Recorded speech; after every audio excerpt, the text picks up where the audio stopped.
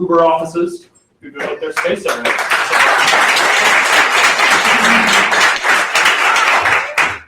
Welcome to our Uber offices space at DuPont. My name is Laura, and this is Jasmine, my coworker. We are the community managers here at Uber offices, which means we do everything from clean up after you to make sure that everything is working well, to make sure you're the most profitable and successful that you can be. We love working with startups and entrepreneurs, and we love hosting events like this in our space. If you're interested in office space, desk space, virtual office space, or in hosting an event like this in our space, we left our cards up here for you. Again, I'm Laura and Jasmine. Please enjoy the facility, enjoy the beer, enjoy the pizza, enjoy the presentation. We're always happy to have people come in. And Jasmine will stick around for a little bit after the event. She can answer any questions that you have, and we hope you enjoy your time here. Cards are here. So again, thank you. Have a nice time.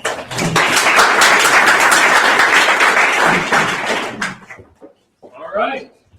So I'd also like to introduce Mr. Batty here. He's one of the co-hosts of OWASP, and more importantly, no, not more importantly, his company also happily and proudly supplies the pizza. So yes, we like to do that. In addition to buying pizza, Excella does software development, and we have several both commercial and federal projects in the DC area. We keep it about 50-50, and we have larger projects up to like 20 developers, all the way down to some multiple projects. And we do look for new developers all the time, so if you're interested, look us up. My name is Brian Batty. You can shoot me an email or talk to me afterwards. And we have another representative, Pat Leone, talk to him as well, and enjoy the presentation. Cool. So how many people here, this is your first time at OWASP PC? All right, pretty nice, pretty reasonable. So I'm going to project more towards the back of the audience, so there are more people there.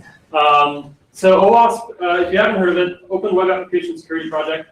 It's a global nonprofit 501c3 based in the US, focused on software security or application security, or whatever term you particularly want to use today. It's an open group. Everything that OWASP does is open source. I can never keep straight which one's free as in beer and which one's free as in the other, but that's all right. It's all open source. It's free. Everything's available. There's a whole bunch of really great resources to talk about application security on the website.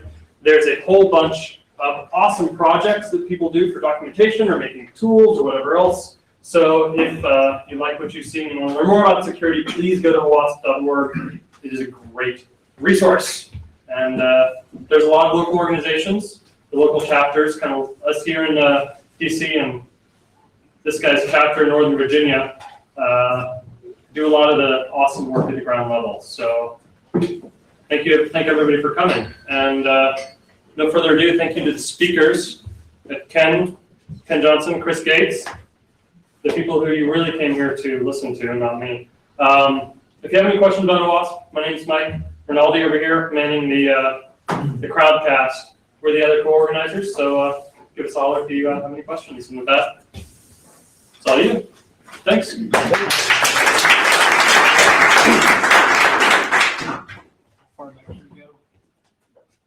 So figure it out.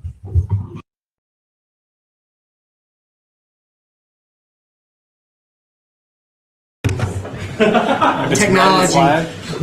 You're good. Okay. Do we have any technologists here? Technology. I can break it, I can't fix it. Thanks to all of you for coming out because it's super cold and super terrible out. So thanks for that. Good show of support. I'm Ken Johnson. I'm the CTO of Invisium. We deal with a lot of the technology that you'll be seeing. So I hope that lends some credibility to me. And I work on Rails. Thanks. And I work on Rails Goat. And if you haven't checked out SecCast, it's a free. You can learn application security for free. So I'd check it out.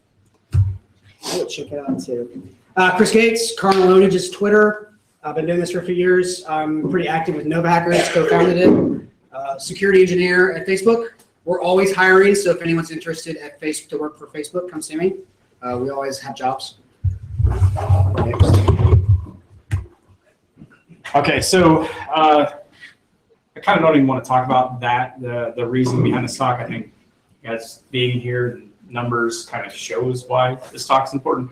But one thing I did want to clarify is that we had a little bit of feedback that our our title was misleading. It's DevOps, right? So this is about the tooling that DevOps shops use, not DevOps itself.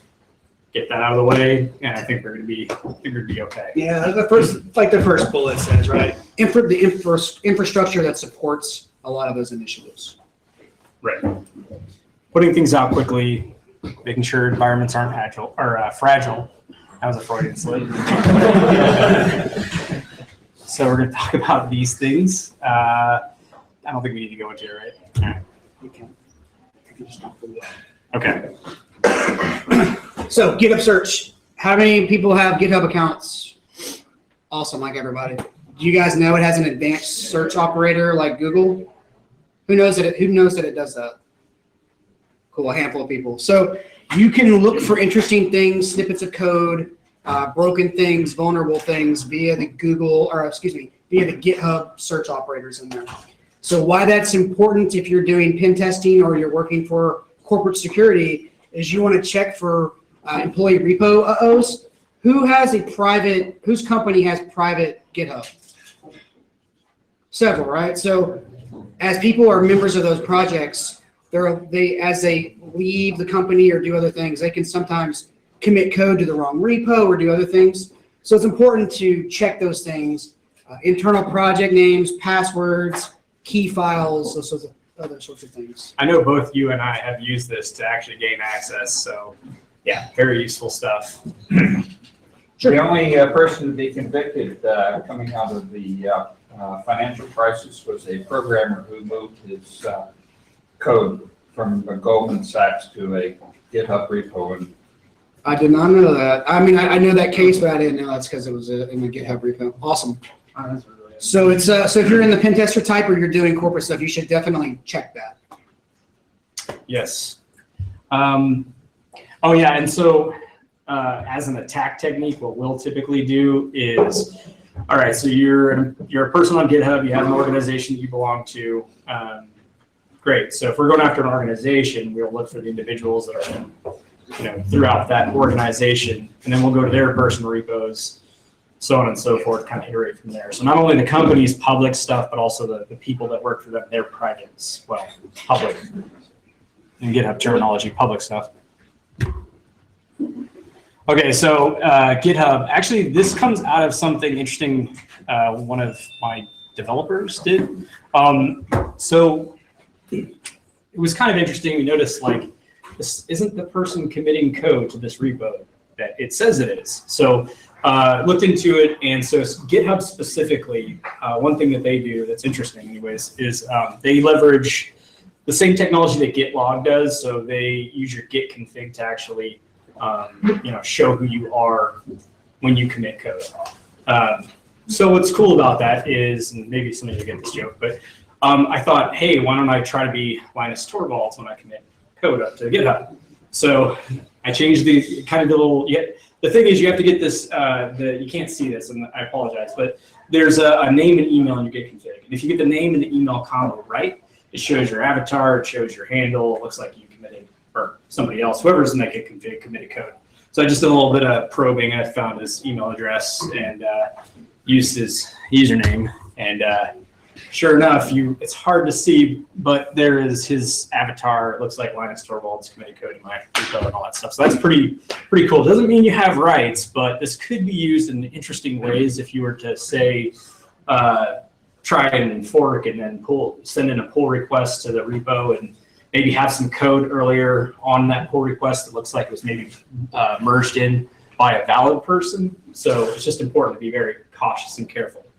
And also, I really wish that GitHub would use either your HTTPS or your SSH key to actually show who's committing. But I suspect, given that it works off the Git protocol, and this is a piece of the Git protocol, it's not the easiest thing to do. Does everybody understand that, by the way? Is there anybody? And then this is the Git log. It looks like Linus was committing code, so that's fun. All right, so in terms of the fix, like I said, be suspicious of pull requests, really monitor who's doing what if it's something you care about. And then also when employees leave, it's important to remember that even if you have a private repo, for instance, up on GitHub, and this goes true for GitHub Enterprise as well, if you have, but I think it's more important for GitHub.com. Anyways, if you fork a repo, you're an employee, fork a repo, you leave the company or somebody, basically like takes away your rights or I don't know, think of a scenario. Your fork doesn't actually go away. So what the company or the organization has to do is, so what an organization has to do is actually go through some steps that are listed in these links, and the slides will be available to actually, what you basically want to do is periodically audit who has forks out there and then destroy those forks and say you can't have access anymore because you're not with our organization. So incredibly important to audit. Do you have anything on that before we move on? Anybody, how many pen testers do we have? Like a handful? All right. So pen tester by trade. For a few pen tests I've come across, have people that have publicly exposed, they're basically managing a site via Git and will leave that .git folder publicly accessible. A couple people are like, oh crap, yeah, so that's bad. So what that does is if you can, Git will basically pull that back together for you on your end. If you're able to download the config files and all the various pieces of that, you can basically recurse down on that locally and then have a full copy of the site and basically everything in that Git repo locally for you. So pretty bad. So to do that, you can use wget if directory listings are on, and then some other tools, which we'll talk about. So here's an example if directory listings are enabled. Pretty simple. Make your directory, CD into it, and then just mirror the site and include the .git folder. So basically, we'll into those and then download everything for you, right? Once you have all that code, git reset hard, and you have the entire site. So I've seen a lot of people are managing their WordPress blogs with that. So you'll get the config files. A lot of times people are pretty good. They'll have a backup, so they put that in there too because that's a good place for it. So you'll get database dumps, config files, MySQL passwords, and everything else. So something to look for. I've heard of you actually using that in the past couple years, at least twice. I've heard cool stories from that, Yeah. So it's real. So that's just a listing of Google search of 20,000 sites that had directory listings enabled for it. All right, so that's the one, wget, mirror it, and you've got all of it. So if it's not enabled, all is not lost, right?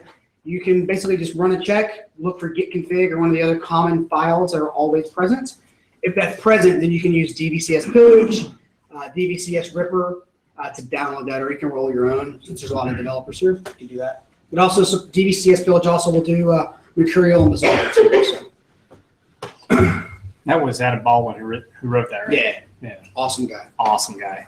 So what you get, creds, I mean, all the things that you guys all use Git, right? You know what you shove in there, but you probably don't want everyone else getting access to, right? Creds, config, source code. I've pulled down for pen tests, database backups, backups of the sites, SSH keys.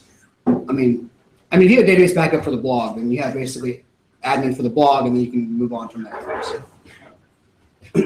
Session keys, that's always bad too. Yes. Who has GitHub Enterprise?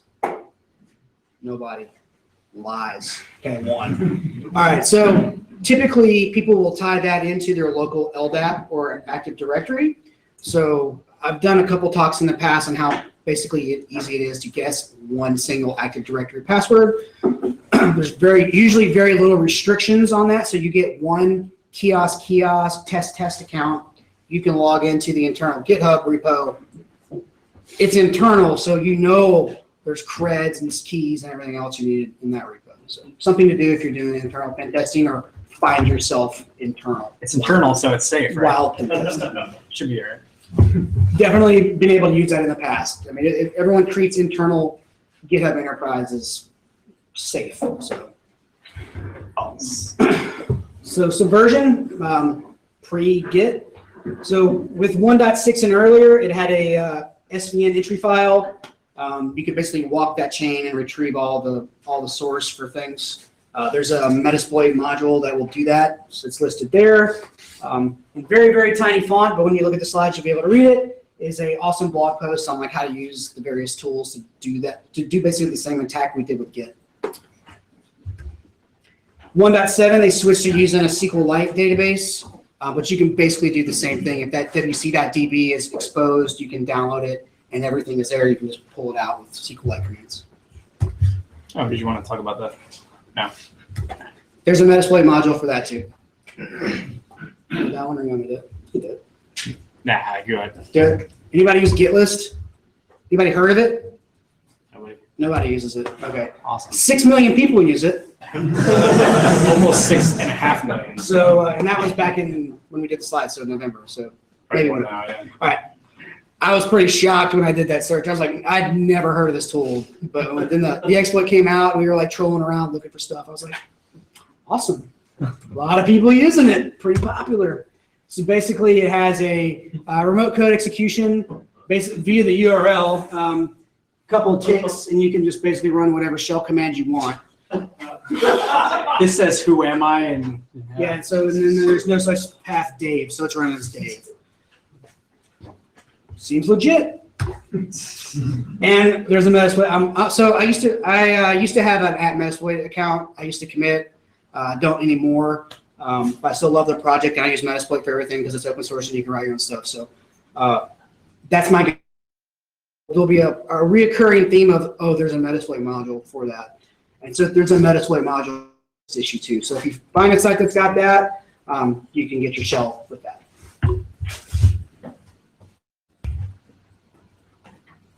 You want to talk about that?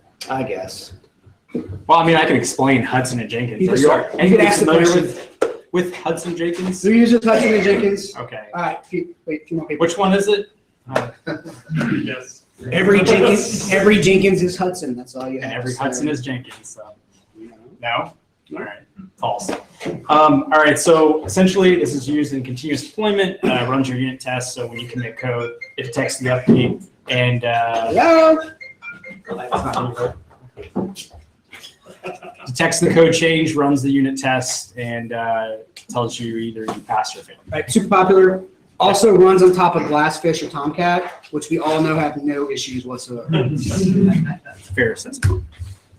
They're always kept up to date too, Always up to date. especially in Never run into root. servers. So this was a search we did, basically using Shodan to look for the X Hudson, because every Jenkins box is Hudson. So you can search for X Hudson, and that will find both Jenkins and Hudson servers.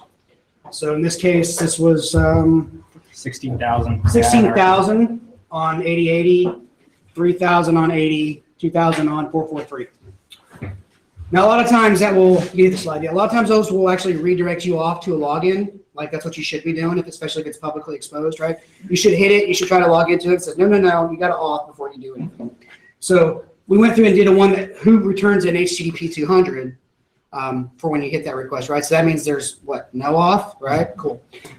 So we had like 9,000 there, 1,500 there. So quite a bit of stuff indexed that is Jenkins open. Most of it looks to be the US, not all the countries. So there's a Metasploit aux module. The auxiliary modules are basically like vuln checks. So in this case, you can give it an IP, and it will basically say are various known vulnerable paths to Jenkins exposed. So script, view all new jobs. Async people will show you a list of all the users on the box, and the system info will tell you, is it on Windows, is it on Linux, what's it running, all that. Okay, so they ship by default with no auth. So anybody seen the script page for that? Anybody know what the script console is or heard of that? Okay, so Jenkins ships with a Groovy console. Groovy.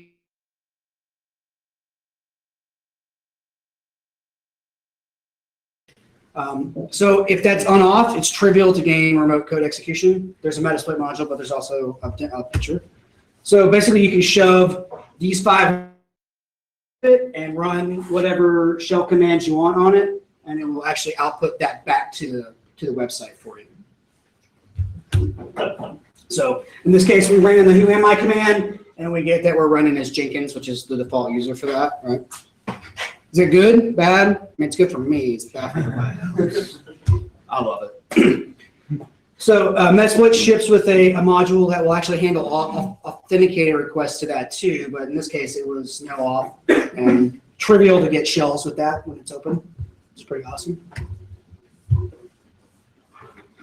So you can lock it down. What's the best thing you should do is like turn on off, right? So step number one, make sure you need a login to do that.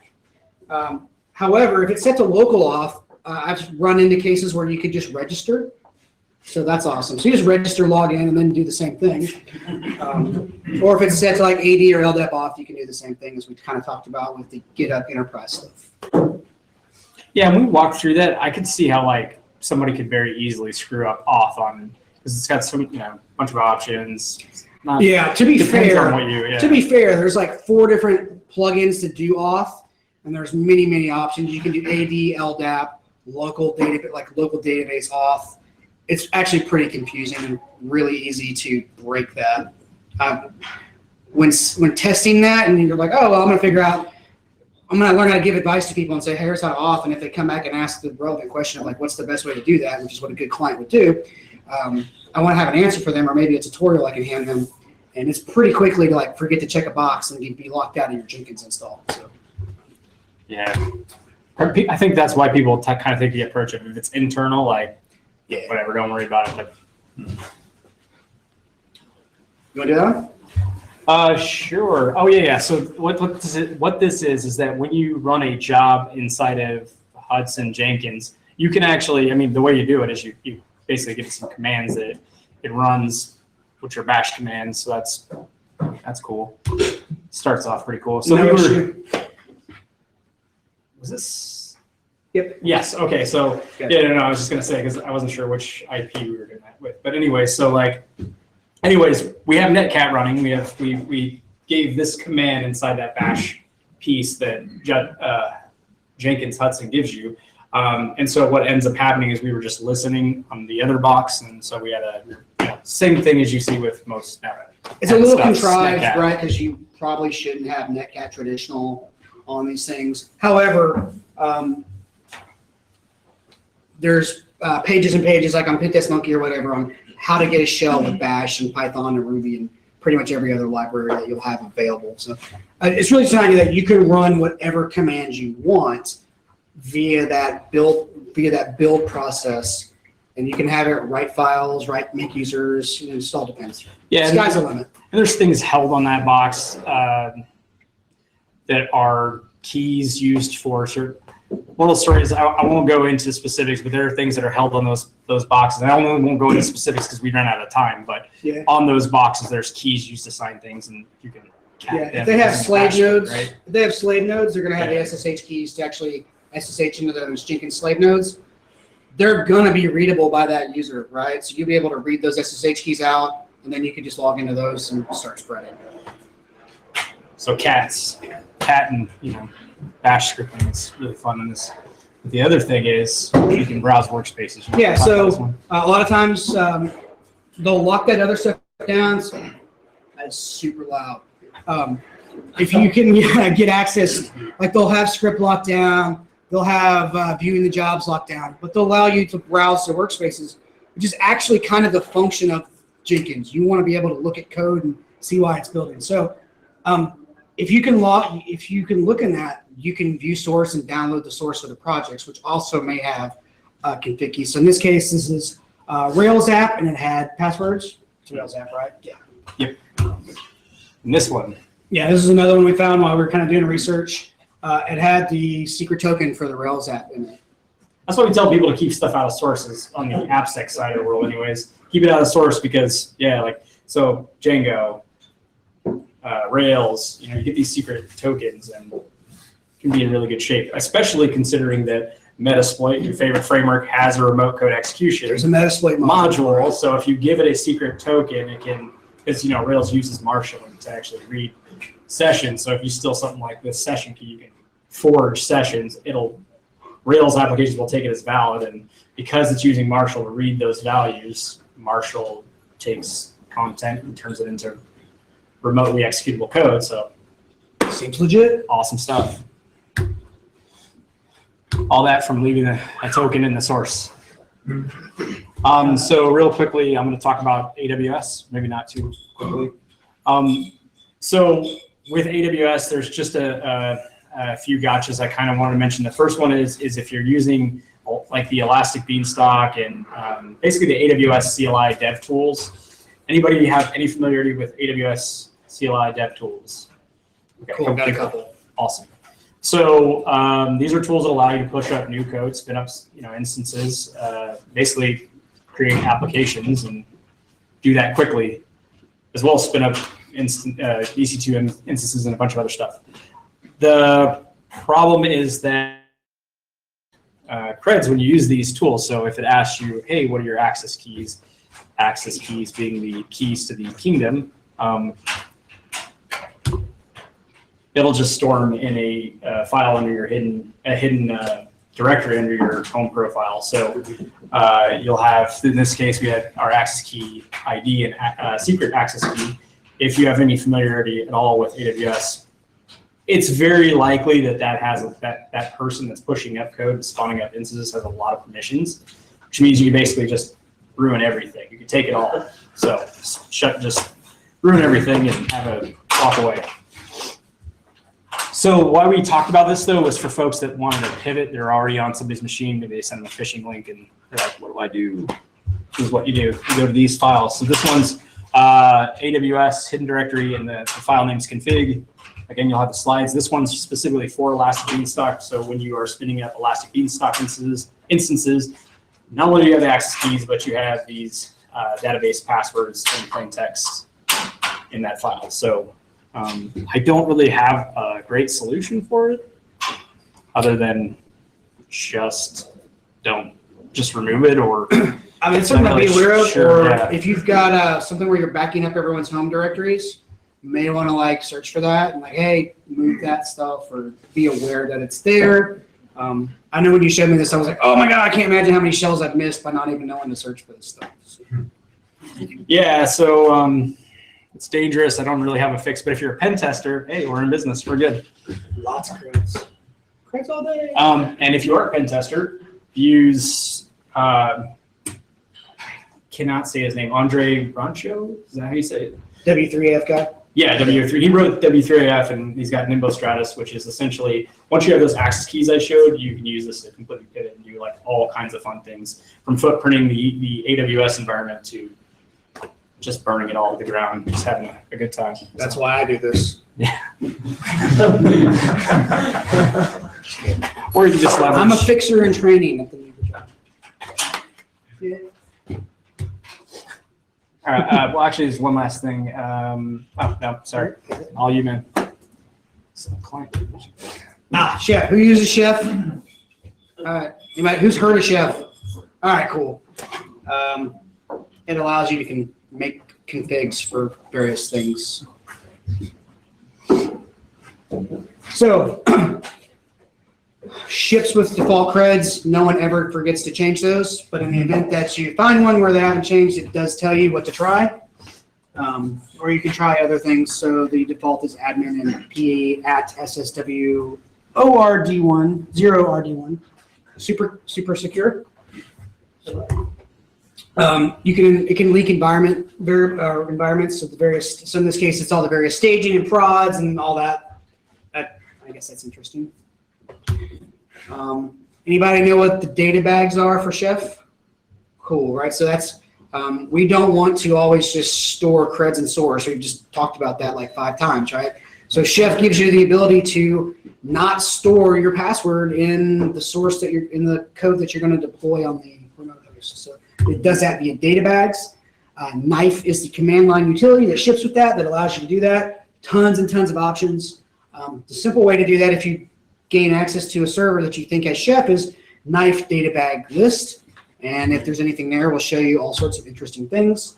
So in this case, it would have said, hey, there's a Drupal key, and you could do knife data bag show Drupal. In this case, we have admin password and keys. Right. So can you just see the creds? Like back in the back, can you see the creds? Yeah. All right, cool. The slides are on my blog if anyone's actually looking at them right now and irritated they can't see. It also allows you to encrypt these data bags.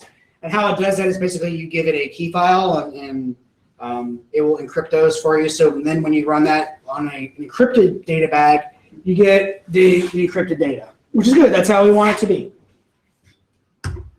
However, usually that file is local to the host, so you can basically just pass it the secret file and it will decrypt it for you. So, something to be aware of, like if you're doing that, like you should not store that secret file and maybe in the repo with all your chef recipes or something like that. That's a good tip.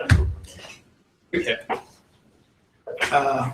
Vagrant. Who uses Vagrant? Anybody heard of Vagrant? Who's heard of Vagrant? Cool, a lot of people. Who uses Vagrant? Awesome. Not as many, but quite a few. Awesome. Everyone know that it ships with a default private key. Well, excuse me. It used to ship with a default SSH key. You guys aware of that? No? Yes? Cool. Cool. All right, everybody knows. Cool. Default cred and default key, no pass to sudo. So basically, if people have been lazy or they're just testing, you can root Vagrant into things. Super fun from Pentest land. It has been fixed for the most part. So 1.7 and maybe it's 1.71 will definitely has a auto rekey function. So it's kind of killed this attack. And then you can also do like one-time SSH sharing if you need to I need to allow Ken to get into that box for a second. There's ways to do that too. Fixes are up on the slide. Yeah, it's right there. So what happens is you can basically there's a Metasploit module for it, scan for SSH logins with that default public key. So that just shows I'm testing the network for that private key. Get the slide.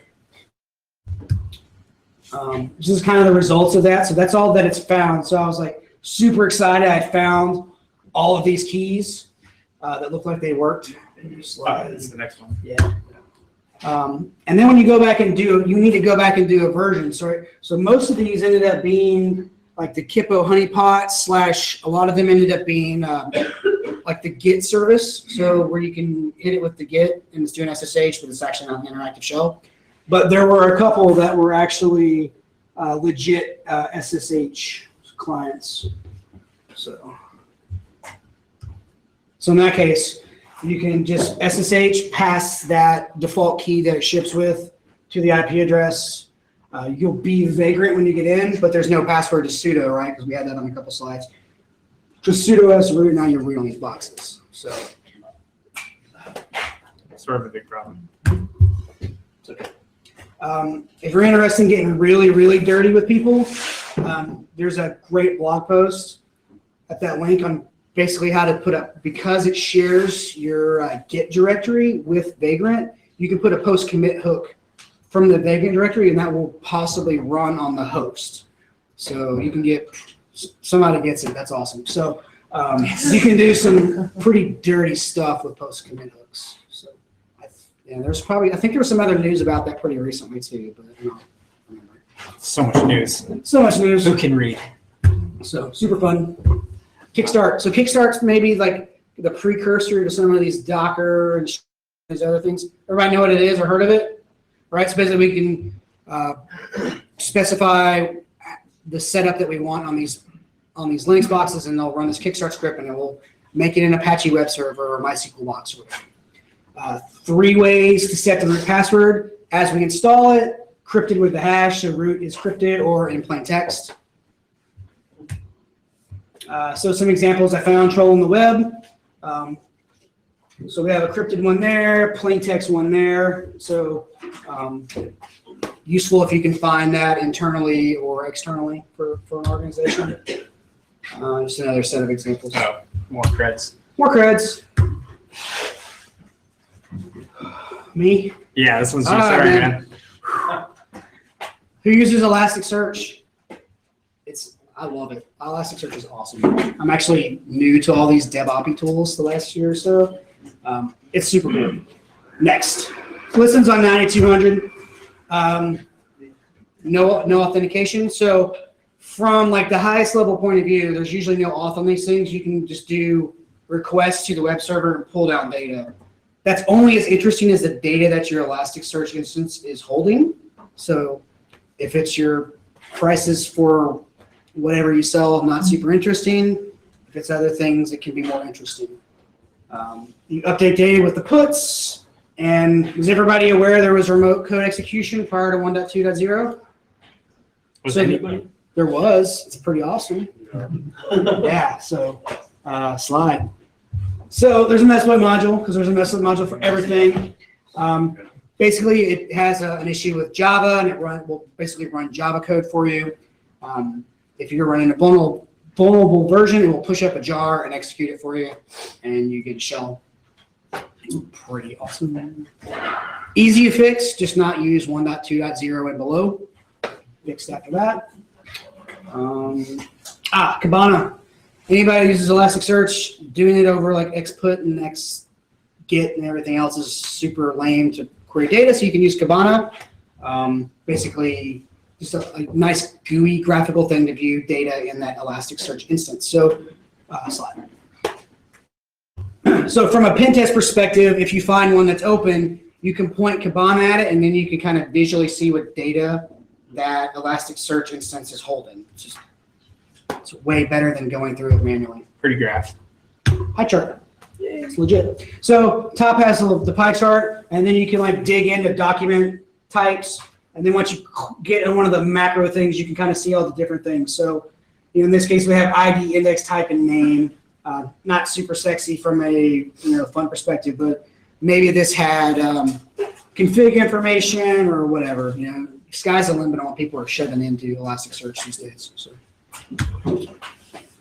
and you can drill down into the whole document too. Hey, you don't have to talk now. Okay, break for a second. Yeah. All right. So Redis, I'm sure you are all familiar with it. Is anybody not familiar with Redis? Okay. So imagine you want to basically, instead of using a database and querying that, you want to store things in memory in something that's running all that information in memory. It's pretty cool. But Redis, however, there's a few catches with it. So for one, there's no support for encryption right now. So anything you're passing to it, it doesn't go over SSL. That doesn't exist.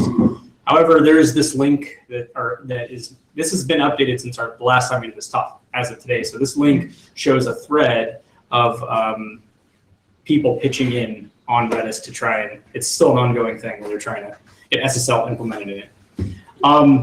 There are no credentials for it. I believe, yes, so you can configure credentials, but most people don't, and I'll show some examples of that. Automatically on port 6379, people don't seem to ever change that, so if you're trying to attack it, you got a good place to start. And it binds to all interfaces by default, so if you don't protect it, it's accessible to anyone. Keep it off the internet, that's the moral of the story.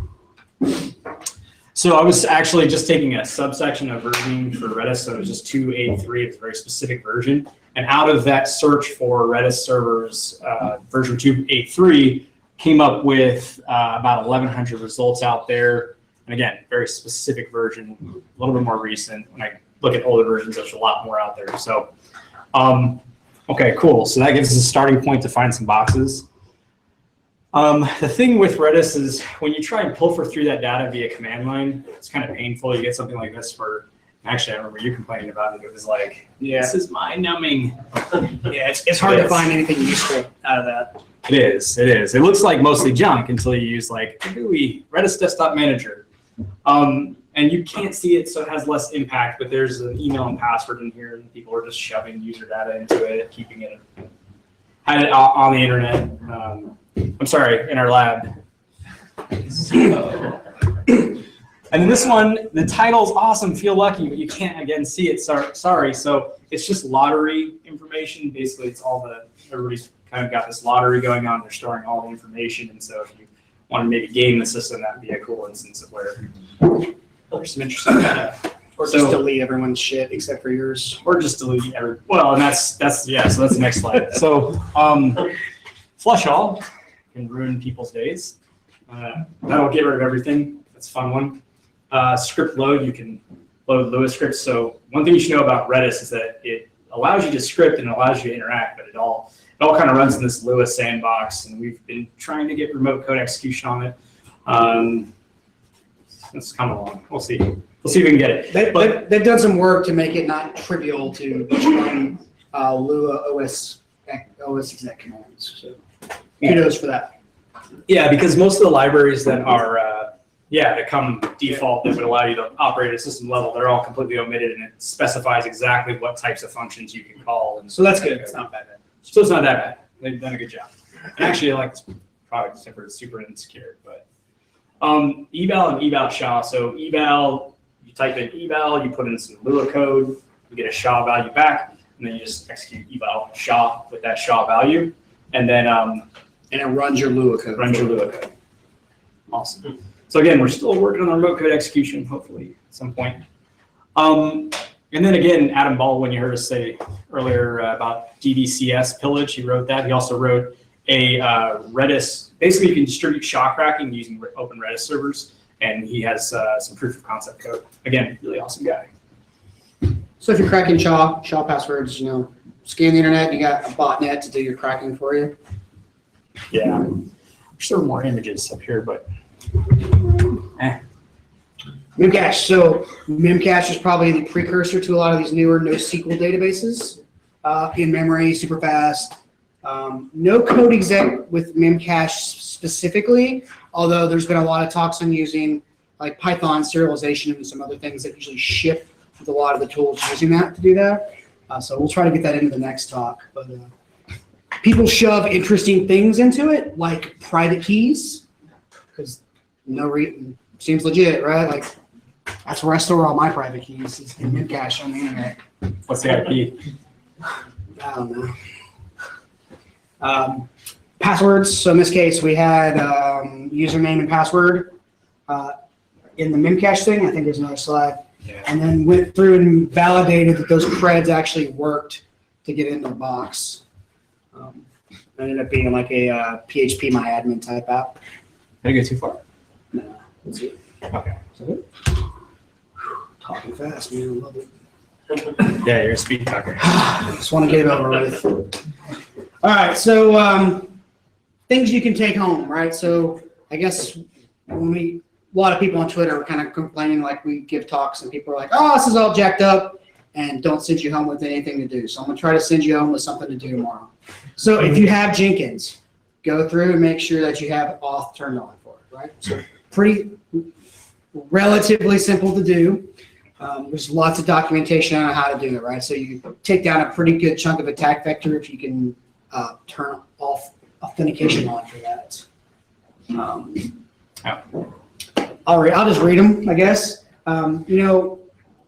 Use ACLs and router ACLs and firewall ACLs to protect that stuff off, right? So your whole CorpNet probably doesn't need access to your Memcache or Elasticsearch instances or anything else, right? So you need to approach a lot of that is if someone gets a phish and they end up on an employee laptop in Corp, what do I have in dev, prod, or whatever? Can they just get access to that stuff? A lot of people treat that as one giant flat network. You should consider restricting access to those sorts of things, right? Or shoving them in a VLAN and doing other. There's many, many, many ways to network protect those things, but if you don't, you should consider doing that.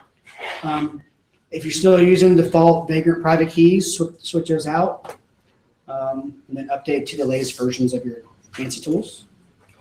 Yeah, I guess I'll just add that before we end that this is sort of a weird thing because in organizations, I could say that we're coming across, and I'm not sure how you feel about this, but basically there's who owns that type deal, right? It's like GitHub and managing that. It's code, right? So it goes to AppSec folks. And then there's some stuff that's networky, right? It's like memory databases, in-memory databases, essentially. There's just this weird area where all these tools are kind of used for this DevOps practice, this continuous deployment. And nobody, I shouldn't say nobody, but in a lot of organizations, nobody is really responsible for it all. And it's this weird area. Chris works in network security primarily. I work in application security primarily. However, we're both starting to overlap, and that's how this talk came out. We're like, you deal with that, I deal with that. And so it's just a weird new kind of on the cusp of a new kind of thing that's going on right now from a security perspective. So A lot of those are moving so fast too that they're just shoving new functionality out. Your devs are trying that, and bringing them up on the network, and you don't know what they're connecting to it with, how secure they are. A lot of them don't ship securely by default, although if you read the docs, there's ways to secure them. And that's probably, I don't know if it probably needed to be added, but a lot of these tools have documentation that will help you lock these down. They just don't ship by default in a secure way. So I don't want to tell people how to fix stuff. trying to be a fixer. He's being This is nice. my new life. I don't care. So yeah. Any questions on that? I know it's a lot, so If you can just repeat the questions. So. I'll try. I'm pretty bad at that. but I'll try. reiterate that. Okay. Sound good? Thank you, though. Hey, Chris, what advice do you have, I guess, if you're doing internal pen tests, on a fairly large network, say like a B class or something? Is this something that you're actively targeting, like these vulnerabilities against DevOps, or are you just sort of taking what comes to you during your discovery, during your discovery scans and your exploration, and then, because there might be easier targets to go after than these, perhaps. I thought they look pretty easy to go after. Gus asked, do you really do this? Do you really go after these things? Excellent question. I'd say in the last year or so that we've been kind of chatting about this, I use it more. Is that because you're on Facebook now for more? So a little prior to Facebook, I started learning about like Chef and Jenkins, because there's been a lot of blog posts on how easy it is to break into Jenkins. So that kind of got my interest peaked in that, and I started doing some research like, oh, wow, there's this giant land of DevOps tools. I mean, it's massive. That list you initially sent me was like 5 pages long of a Word doc of like, Yeah, hey, we should check out this There's stuff. various interesting things. So that's gonna be very dependent on the maturity of the network that you're pen testing, right? Some places, there's places that still have 08067 around, or plenty of easy remote code exec stuff. And you can go that route. I'll say 2 things on that. One, vulnerability scanners right now are doing a very poor job on identifying these tools. Right? Really poor job at identifying a lot of this stuff and helping you find. Good example, Nessus and Nexpose won't tell you right now if you have OpenScript for Jenkins. So that's a big fail on their part that stuff's not there. So if you're doing a pen test where you're running Nessus or Nexpose on that, you're not gonna see any of that stuff. In addition to that, that's why a human should be involved. So yes, in the past I missed a lot of this. I can't really talk about how Facebook insides work, at least not while we're streaming, but they're pretty good, right? So there's less of that sort of stuff. And if a place is pretty good, you may have to look at other avenues of things like your DevOps tools or custom web apps that people run inside or whatever to do that. It's kind of around. If you can talk later, I can give you a little bit. But I missed a lot. I think we're kind of doing this to raise awareness on this, so people know to test for some of this, and some pen testers can go through and find this stuff, because we've had 50,000 breaches, right? So it'd be nice if people would start taking a little more time to secure some of these things. Yeah, I agree. I think we are missing this when we do just basic network level pen testing. Yeah. And, you might get Nessus just reports that, this is running a web page and you actually have to go to it and manually investigate it. Right. I mean, Memcache is a great example, right? Memcache is running. If I don't go get the crappy Ruby script that someone wrote or write some code, because there's not a lot of code to actually, you have to basically roll your own code to write a Memcache tool that will actually dump it for you, right? There's 1 or 2 tools that will do it. So Nessus telling me that it's there isn't super useful. I mean, you've got to query and dump all that data to look and see if there's anything interesting. If I'm on a pen test, maybe if I'm getting stuck, that I go down that route. And it's always a time balance too. Yeah. How much time you have. I mean, a lot of that stuff, is I've seen outside. So obviously more critical when people are running that stuff in their AWS cloud, or it's just not locked down from outside. So certainly more important from an external pin. Internal pin, you might probably find a lot easier ways to get where you're going.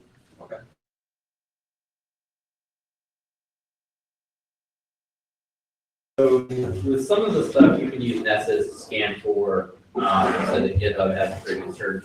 Have you found any good tools for automating alerting of, all right, day one, you go in, you find 500 results on GitHub, you tell the developers to clean that up. Day 5 or 6, you cleaned all that up, but they've accidentally put stuff on there. So essentially learning on all these different things that you talked about, have you found any good methods for doing that? You want to reiterate? Remember, You did it, and I was, yeah, good job. Chris reiterated, or reminded. So basically the question was, can you monitor GitHub for, like if you lock it down, fix everything, but some changes are made that are insecure, is that, is there a tool to monitor that and alert you? The answer is, I mean, unless something popped up, I haven't seen anything. I'm not aware of anything. Because I looked for that specifically when I was internal on, ops side of things, blue team side of things. Couldn't find anything. So Probably wouldn't be too hard though to write some scripts, especially if you're like worried about your own company, to via those operators search within your company's repos, or if you're motivated and get everyone that's a member of those to control those. I mean, it's not like a 5-line script by any means, but I'm not aware of anything that does that. So there's a appliance opportunity for somebody that's listening to. Same kind of the same thing for Pastebin and things. Like I do know some people who have some businesses around trolling Pastebin for interesting things. Right, so you could do that as well. But I don't know of anything that you can just go buy right now that does that. So you actually, the two of you touched on AWS API keys. There was a good piece written about a gentleman who had a $2,000 bill because he accidentally uploaded his S3 keys to GitHub. And even when he wiped it within 5 minutes, a bot had picked up the keys and had spun up EC2 instances using his S3 API keys. I saw that. This was in the past week. Yeah, like this is very recent. but you can set thresholds if you wanted to. So the statement was about the article about the guy that uploaded an AWS key for 5 minutes and a bot took it and ran up $2,000 worth of stuff. Yeah, so I guess the moral of the story is if you actually end up accidentally doing that, revoke the keys. That's a very good point. Yeah. What he said was if you do that, revoke the key, not just delete it. That's an awesome point. Also, you should set some thresholds because you can actually set like I don't want to spend this much. I don't want to spend past this amount of money in AWS in the billing management interface. So yeah, do that because it's a good call. Yeah. Cap it. Yeah. Yeah, that's a good idea. Yeah. That should. Earlier you mentioned, I forgot which tool it was, but there was a vulnerability that was fixed in a later version, so make sure you have that later version. Yeah.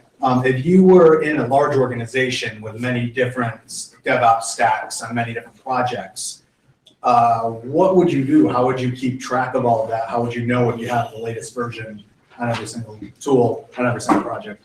So if I'm understanding you correctly, you're saying like, actually you're saying, so if you have multiple organizations, a lot of DevOps tools all throughout it, how would you track that? Yeah. Or one organization, multiple projects. You mean in terms of like just like What's installed, writing it or like Knowing that you have automated- the latest version that's out there. So that's a great question because going back to like vulnerability scanners right now are really bad at that. all tooling around this basically is terrible. Yeah. You could use like Chef and some other tools if you're doing that on servers to like make sure that you're doing that. But that involves like, hey, I have a daily Chef job that make sure this server is running these things, which is a pretty mature process probably. That's one way to do it though. So you're saying, say maybe everyone in the org has dev servers they can use, whatever, and they're not just deving on their laptop, although you could do it on your laptop. But say they have servers that they use, you could set up Chef jobs to make sure that they're running required versions of software. And then they're going to have to like actually go through and uninstall that and install the wrong thing. And then ideally the next day it's just going to get overwritten anyway. So that's a way to do that. But you got to be on top of like your Chef recipes and doing all that. I mean, it's a very tough problem. There's no one. Yeah, I mean, if you give me a 1 or 2 person security team, you need to Yeah. have the ability to just buy something and let it just go away. Yeah, I mean, I'd say that the best thing is to we should all start putting pressure on Nessus and OpenVAS and Expos to actually start including these things in, right? So they're really prevalent. Like, I didn't think they were, but when we were doing the last con talk, there was a DevOps talk going on in San Francisco, and it was huge. It was all over Twitter. Like, it's a big deal. Big companies are using these tools. So we know these big companies have vulnerability management programs, but we also know now, like, they're missing all that stuff. I know for a fact that these tools are missing a good chunk of that stuff. So we all need to start putting pressure on these guys as customers to write these checks. That's kind of a long fix. But. Make friends with your IT group. No. Yeah. I mean, ideally, you know, your chef guy or your devs. I mean, every place is different, but certainly as like really, really bad stuff comes out, like a good example, I think Vagrant was the tool, right? So is to like do an announcement or a brown bag or whatever, say, hey, if you guys use Vagrant, hey, it had a default key, just upgrade or change it out. And hopefully the guys and girls that are using that can go through like, oh crap, yeah, I do have a couple instances of that running. Let me just switch that out. It's really one command to run and do that. But then, you know, that's being a pen tester. That's why you should be pen testing too. That's why you should have a human doing it, right? Because humans are going to find that stuff, especially when vulnerability scanners are currently not. Well, maybe. You can always ask your pen tester to focus on that stuff too, right? Like some shops are more inclined to do this stuff. So you could always say, hey, I'm really worried about these things. So instead of focusing on my Windows stuff, like ignore my Windows stuff and just scan all my Linux and Solaris or whatever, mostly Linux, right? Linux or my AWS ranges and look for interesting things for me there. That's also a way you could tackle that problem. Chris, have you looked at Nessus for that though? Have I worked at Nessus? Or No. Have you used Nessus in a situation like that? Because if I'm not mistaken, I think if you give Nessus admin credentials, it will give you low, medium, and high ratings on things like that. I'm not 100% certain, but So the statement was that Nessus may do this. You mean if you're running authenticated scans versus authenticated scans? Yeah, but how often are you running authenticated? I don't know. The answer was like, does Nessus find that if you do authenticated? I don't know. I never get to run authenticated Nessus scans. okay. I mean, if the check isn't there, the check isn't there. You can always write your own custom checks. Yeah. Like if, you know, you've got a vulnerability assessment team that's in the know. Definitely. Because, I mean, we see this all the time, where Nessus, you know, is becoming worse and worse. And the number of CVEs being reported is like, I think it's tripled in the past few years. Right. So we constantly need to write our own. So. You can write your own script if you can't hear that on the mic. Yeah, I think that's awesome. I think that is definitely a solution. My con to that is your client, and depending on how much you're paying them, you should be like, hey, I want this, and you should get a pretty decent turnaround on that because you're paying them. That's their business model. Josh, that's a good question. Like, I'd have to check. I haven't like gone through and done the like load of pwn check on all these yet. I know because I was in ops. I know we had a separate team that did Nessus, and they would email us sometimes and be like, hey, these things are running outdated.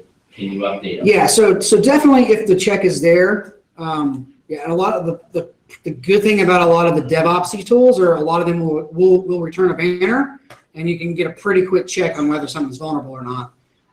The check just has to be there. And I'm sure Ron Gula is going to tweet me and be like, hey, we have all these checks. In my experience, the last year or so, there haven't been as many as I would have liked to have. So is that true today, January 7th? Maybe not. But in the past year of kind of looking at some of these, and as we did research for this, I did not see as many as you have seen. Hopefully that was political correct enough to say. Listen, you have some DevOps, so just update the banner. Yeah, of course, it's open source. You can just change it to whatever you want. Did you say change the banner? You said just change the banner. Yes. Change the banner on your tech stack and confuse scanners. It's probably quicker to actually update it versus actually finding out where in code that prints it out when you connect. But No, I feel you on that. Any other questions?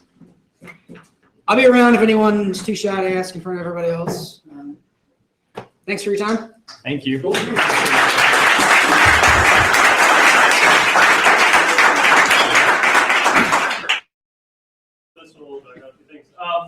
First off, thank you everybody for coming, especially, and thanks to everybody on the webcast. I hope it worked out. If you have any feedback, good or bad, please let us know. This is our first time doing it, so cross our fingers it worked out well. Next thing up, I just want to kind of give a short note to everybody that's new here. This was a really super technical, hacky, awesome talk for those of us that are pen testers. We do a lot of other stuff too that are around people that are building software or people that are more my job where I'm like corporate defending and putting controls in place and whatever else. So we have a pretty wide range of topics, so check back in and hopefully other things will also be interesting to you. The past year or so, we've been kind of getting this chapter up and running. We've been having kind of regular meetings. We've been meeting sometimes on Thursdays, sometimes on Tuesdays, sometimes around. That is done. We are now meeting the first Wednesday of every month. Period, the end, except for August when everybody is going to be at DEF CON. Then we're going to delay it. So first Wednesday of every month, right here, we will be here. Let's see, am I missing anything else? Yes, I am. One other thing. We are looking for talks. So those of you who like or don't like and still want to do it, public speaking, and you have interesting things to talk about, let us know. If you have a short talk, you're like, I can't come up and talk for an hour, that's cool. If like 3 people come up and say, hey, I can talk for 20 minutes, guess what? We can do 3 talks, that's awesome. So let us know if you have something you want to talk about. Another thing, I've been talking with Jack, maybe.